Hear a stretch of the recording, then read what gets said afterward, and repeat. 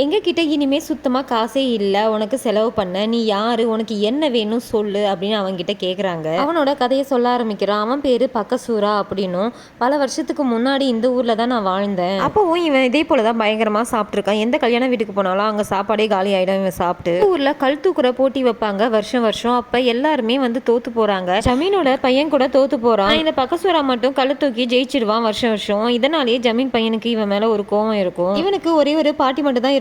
அவங்க தான் இவனுக்கு சமைச்சு போட்டுட்டு இருப்பாங்க. ஒரு நாள் அவங்களுக்கு உடம்பு முடியாம இறந்து போயிடுறாங்க. இப்ப அவனுக்கு பசி தாங்க முடியல. வீட்டுல சாப்பாடு இருக்கான்னு தேடி பார்க்கறான். ஆனா இல்ல. பக்கத்துல எல்லார்கிட்டயுமே போய் கொஞ்சம் பசிக்குது சாப்பாடு தாங்க அப்படின்னு கேட்கறான். ஆனா யாருமே இவனுக்கு சாப்பாடு தரமாட்டாங்க. பாட்டி சமாதிக்கு போய் அழுகுறான். அப்போ அங்க இறந்தவங்களுக்கு படைச்ச சாப்பாடை பார்த்து அதை போய் சாப்பிடுறான். அதே போல எல்லாருமே எடுத்து வந்து படைக்கிறத சாப்பிட்டுட்டு இருக்கான்.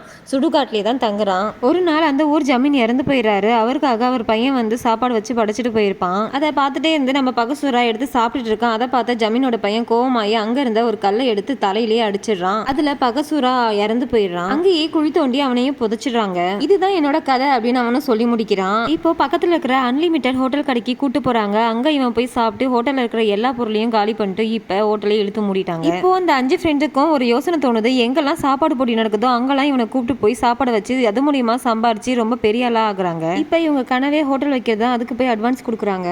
இப்போ ஊர்ல இருந்து அவங்க அப்பா கால் பண்ணி ஒரு வாரத்துல என் பையனை வந்து கூட்டு போயிடுவேன் அப்படின்னு சொல்றாரு. இப்போ அவனோட ஆவியை அந்த உடம்புல இருந்து எப்படி விரட்டுறது அப்படின்னு ஒரு பாய் கிட்ட போய் கேட்கறாங்க. அவருக்கு செய்ய வேண்டிய காரியம் எல்லாத்தையும் முறையா செஞ்சீங்கன்னா அவன் ஆத்மா மேல போயிடும் அப்படின்னு சொல்றாரு. என்ன விரட்ட வழி கண்டுபிடிச்சிட்டீங்களான்னு இவன் கேட்கறான். இவங்களுக்கு ரொம்பவே கஷ்டமாயிடுது. ஏன்னா எல்லாருமே ஒன்னா இருந்தாங்கல்ல. இப்போ அவங்க ஒரு கடற்கரையில அவனுக்கு செய்ய வேண்டிய காரியத்தை எல்லாமே நல்லபடியா செய்யறாங்க. அவங்க கிட்ட இருந்து அவன் விடை பெற்று மேல போயிடுறான். பக்கசூரா ஒரு உடம்புல இருந்தாலும் அந்த பையன் தான் கூடயே வச்சுக்கிறாங்க. இவங்களோட கனவான ஹோட்டலை பக்கசூரா ரெஸ்டாரண்ட் அப்படின்னு ஸ்டார்ட் பண்ணிட்டாங்க.